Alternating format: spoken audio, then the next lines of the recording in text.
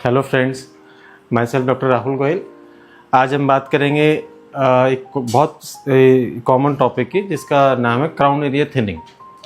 अब नॉर्मली जो crown area thinning है वो एक तो जो फ्रंट में हेयर लॉस होता है उसके साथ भी अटैच हो सकता है, या फिर अकेले इंडिविजुअल भी वो चीज़ प्रेजेंट कर सकती है।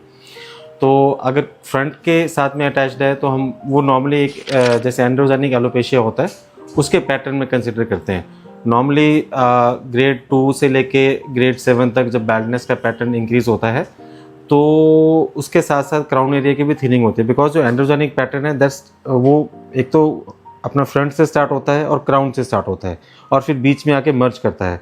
तो जब ग्रेड 2 या ग्रेड 3 से आपकी क्राउन एरिया की थिनिंग स्टार्ट हो जाती है।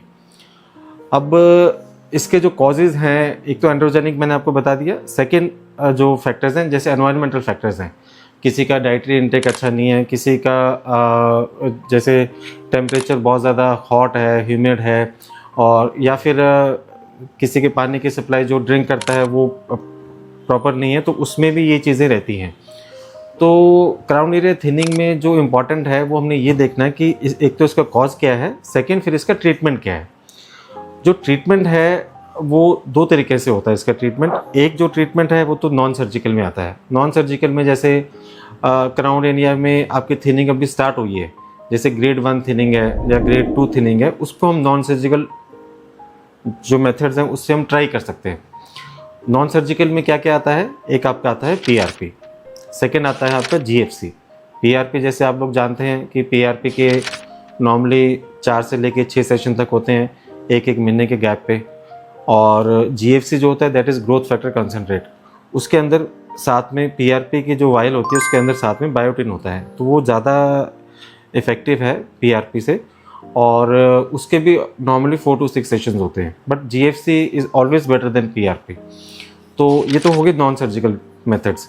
साथ में जो मैंने आपको थेरेपीज बताई PRP या GFC, इसके अलावा कुछ मेडिसिन भी हैं जो हमें साथ में यूज़ करनी चाहिए।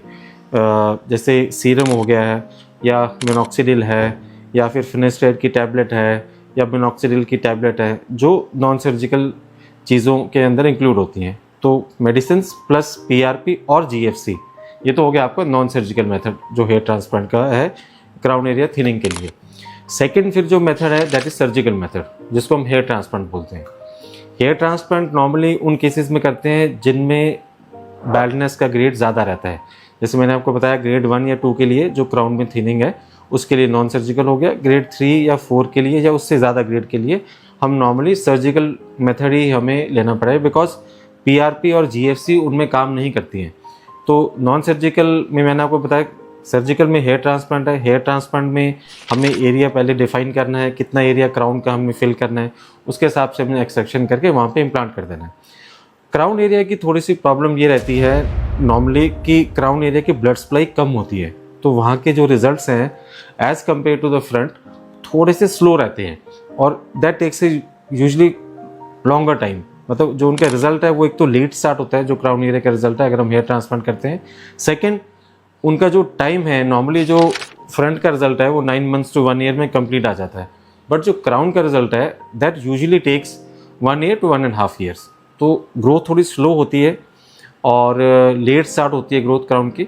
बट ऑब्वियसली अगर क्राउन बिल्कुल बैल्डनेस हो गया है तो हमें हेयर ट्रांसप्लांट की तरफ जाना पड़ेगा। अगर थिनिंग है तो we can try with PRP GFC, साथ में उसके मेडिसिन हमें लेने पड़ेंगे साथ में। तो ये एक बेसिक चीज़ें हैं जो मैंने आपको बताई, जो क्राउन की थिनिंग है उसके लिए हम क्या क्या कर सकते हैं। और फिर इसके अलावा जैसे डर्मा रोलर है, मेडिसिन के साथ में वीकली डर्मा रोलर यूज़ करेंगे, उसका एक प्रॉपर तरीका है यूज़ करने का, वैसे यूज़ करेंगे तो उसके साथ भी काफ़ी जो है ना क्राउन की थिनिंग वो इम्प्रूव हो सकती है। तो बेसिक चीज़ें ये हैं सारे।